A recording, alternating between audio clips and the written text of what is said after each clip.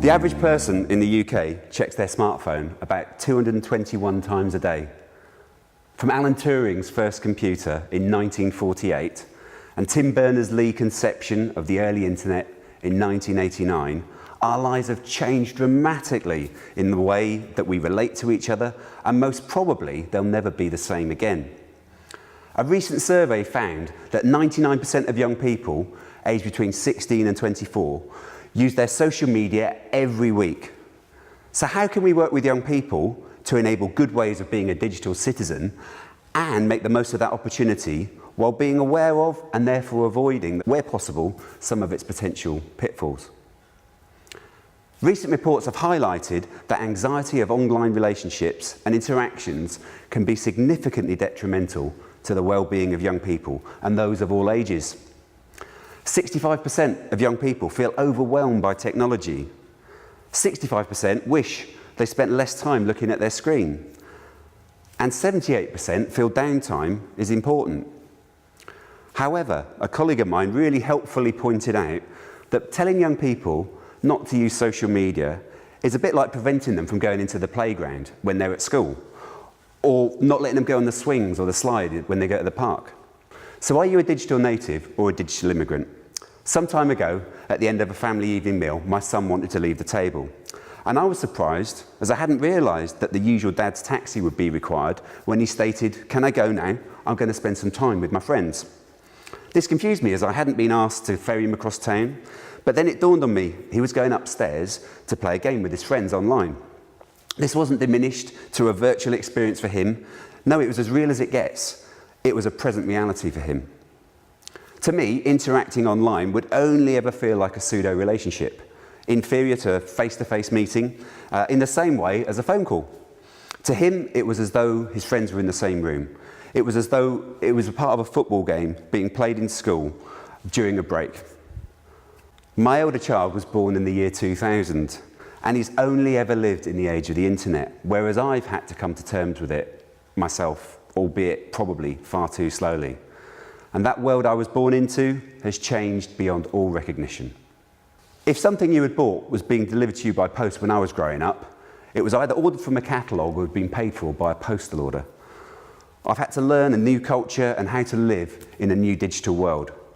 Sometimes it feels like getting my passport stamped as a digital immigrant for crossing the border, whereas my children and their generation are digital natives. They've not known anything different, and they feel completely at home in that new land. My hope is that they'll grow up and continue to shape that land, make it a fair and wholesome place, contributing in positive ways and adding their own creativity and joy, as well as knowing how to navigate through the dangerous parts of that land safely. I believe that well-being in the digital sphere for children and young people comes when they learn positive ways of existing, behaving online and ultimately managing their freedom well. It's also about learning how it connects with real life, how their engagements, and just as important, their absences from the digital world, can be balanced in a healthy way. In the next few minutes, we're going to explore ways in which those who work with young people and children can use the internet and their digital presence in a way that enhances their well-being. I hope it will make us think in ways that makes a real impact in your church, your project, or your community. Let's start by saying that most young people want to use the internet for good. Entertainment, connecting with friends, homework or other research, online shopping, listening to music or watching videos. There's a wealth of positive services out there. I have come to the conclusion that rather than being a doom monger, that it's important to have a positive approach to the internet. Yes, it can be used for all sorts of evils, and we should be aware of those and try to mitigate against them, but it can also bring much good. It's in our hands to either use well or not, and how we model that, as with adults, will impact those children and young people who we're in contact with. In whatever use of the internet, I believe our role is to help us and our young people as they grow and build their own capacity to block a feed or a person who's posting unhelpful media, or even delete an app if it's causing them concerns. Likewise, we should nurture positive behaviours and life-giving interactions online. Catherine Hill from Care for the Family says this. She says it really well when she says, "Instead of being naysayers who want to limit our children's options, we can teach them to manage their freedom well." We've also moved from web version 1.0 to web version 2.0. When it started, the internet was a library of data that we could access and view. It was a broadcast medium.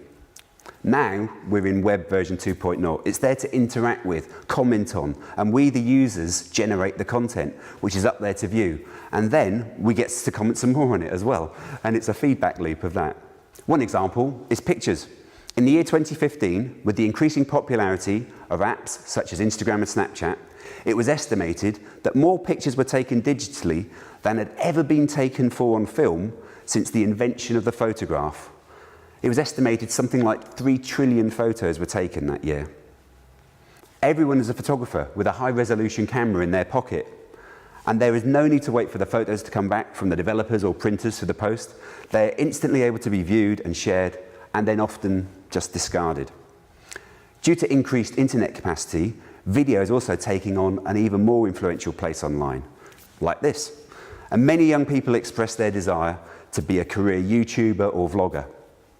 So how do we build resilience with young people? We need to do it ourselves, but also journey with young people and children doing the same thing. Dr. Bex Lewis is a senior lecturer in digital marketing at the University of Manchester. And she's written a really helpful book aimed at parents called Raising Children in a Digital Age. She explains that building resilience can be done through progressive responsibility, role modelling good use as adults. On doing digital media, she says that we can first of all do it for them. They watch, or then we do it with them together, and then we watch while they do it, and then finally let them do it for themselves. She's also got a really helpful checklist to use before posting on social media. First of all, am I happy if my parents see this? Am I happy if any children see this? Do I mind if it ends up being the front page of a newspaper?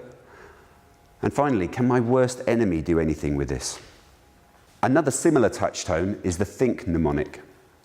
Basically, encouraging us to think before posting something online by asking the following questions. Is it true? Is it helpful? Inspiring? Necessary? Or kind? It's important to note that online safety is part of the national curriculum in the UK, and it's taught every year. Young people will hear about this from teachers, but also we need to be talking about it with our young people in church. How can we model good Christian values with our use of social media? And as youth and children's workers, how can we learn from our young people? Let them teach us and we learn together. Opening up those conversations, talking about what is appropriate and inappropriate, and crucially why, is a key thing that youth workers need to learn to do. We have more of an opportunity to talk about real life issues and also role model how we do it in our programmes. Teachers will come from one perspective. However, we can support young people to interact in a healthy context with other young people to make safe spaces online. All, of course, without sharing our personal social media with those who we work with. I think another important aspect to model is authenticity. Relationships are built on trust, and the more we are true to ourselves and our faith, the more genuine we will be received by young people. So be authentic. The problem with social media is there's a delete button that isn't there in real life, so we're in danger of only sharing the edited highlights of our lives. At the same time, do we need to see every meal that we are eating, or every cake that you've made? Oversharing is also a problem, such as the things you wouldn't talk about in real life to anyone but your closest friend or your family. Those being shared inappropriately in a public and unhelpful way online. Building likes in social media gives us a warm, fuzzy feeling, and when we feel noticed and appreciated, we feel even loved online. But that quest to seek attention at all costs is something that can be a danger of social media. It's all about exposure, traction, going viral. Some research has been done with young teenage girls on their use of Instagram pictures, and there was a worrying trend of how the content of their pictures changed as they sought popularity. Other work has been done on Snapchat and how the pressure some younger children in primary school felt about a continuous run of posting, or simply the act of needing to produce the content for their social media, was something that they found was creating a source of stress and anxiety. In the same way that airbrushed pictures in magazines present an unreal goal to aim for, we can easily slip into modelling something that is just unobtainable in real life, and if we don't practice that self-awareness and help young people to do the same. Some parts of the internet are seen as a race to the bottom in morality, and there are just a couple of things to raise which are most relevant when we work with young people. It's really important that we're not silent on those tricky to address subjects. In fact, at 3Generate, the young people expressed a desire for the church to talk more about the issue of pornography and related media. The problem with picture and video media is that once it's been published, it's out there online, and even apps that delete a picture after 10 seconds can be screen grabbed in no time for sharing it from a private account into the wider world. Making sure that we all know that is important. More importantly, knowing the law can be very important as well. So discussing this in your work might make a huge difference in the lives of the young people that you know. The practice of sharing nude photos or sexting has been reported in the media. It is sometimes used for grooming individuals online, but it is apparently usually between peers of the same age. However, we can help as many young people are unaware that it's illegal for minors to hold pictures under 16s on their phone, even if they're going out with that person and have only shared it privately with each other. If they're prosecuted as a worst case scenario, they could end up on the sex offender register, and this has actually happened in the UK. Pornhub is a free site that is almost like the YouTube of explicit material. It has made porn free for everyone online. It does require you to say that you're over 18, but there is very little security to prevent you pretending to be over 18. And research suggests that this is very common. So the point when you need to talk to your children or young people about pornography is at the age they go outside of the filtered internet world and access, whether that's on a smartphone or outside of home. You should suggest that they make themselves accountable to a trusted friend, or simply set their personal filters to prevent accidental access. Aside from the objectification of those people in pornographic media, many issues have been seen as a consequence of that. For example, erectile dysfunction in teenage boys has become a phenomenon as they are expecting more and more unrealistic forms of sexual encounter. Would you be willing to facilitate appropriately a discussion about how the reality of respectful relationships and the world of porn are very different? Sometimes going online and surfing a wave of internet browsing can feel like information overload. The sheer volume of information and media, all competing for our attention, can feel overwhelming. In fact, one of the ways this is being referred to in the media is the attention economy. Have you noticed that when you're watching a video online, YouTube, Netflix, iPlayer, etc., that the next episode starts almost immediately, sometimes before the previous credits have even finished? This is because our attention has become a new economy. It has been said that we have a short attention span, but the average length of time YouTube is watched for is 40 minutes. Binge watching of box sets is now deemed as a guilty pleasure. And this new attention economy is something that is being talked about in tech companies as they all compete for our attention, including young people. Making them aware of that, helping them to put their own filters in place and avoid addiction is something that we can help with. One interesting related piece of hardware is Disney Circle, or other hardware like it, which plug into your router and can help to monitor and act as a gateway to a whole household's internet use, logging how long each person who has their devices assigned, and then parents can use this to set limits of a screen time or usage even of a particular site, for example, like YouTube. It can also be used as a reward or a discussion piece for parents, for example, giving a few extra hours of YouTube as a reward for good behaviour, like, I don't know, tidying your room or going to bed all week without arguing. So how we pause and repurpose social media can be possible. We can use it to help with our noticing and awareness. For example, to celebrate life, getting young people to take a picture of one thing every day that they're thankful for. Or with video, we can challenge young people to take a minute's video of something inside or outside, from watching a spider build a web, through to a stream flowing through the countryside, or clouds scudding across the sky. Noticing isn't the only way that we can pause digitally. There are other ways too. Taking this one step further, some young people came to a colleague of mine expressing a desire to do something called a digital detox. His response was to get them to help his youth team to organise a residential retreat where all the phones were switched off and surrendered, and they were all involved in a variety of different activities. Could you get a group of young people excited about that, or even involved in the planning and running of a digital detox event?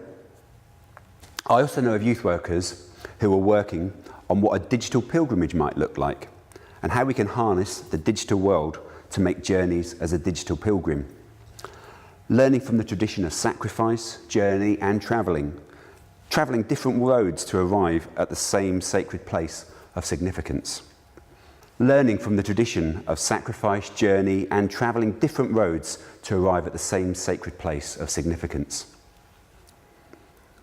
Every young person you work with, if their phone has enough space, could use a Bible app like YouVersion and decide together which translation you're going to use and is the easiest to use.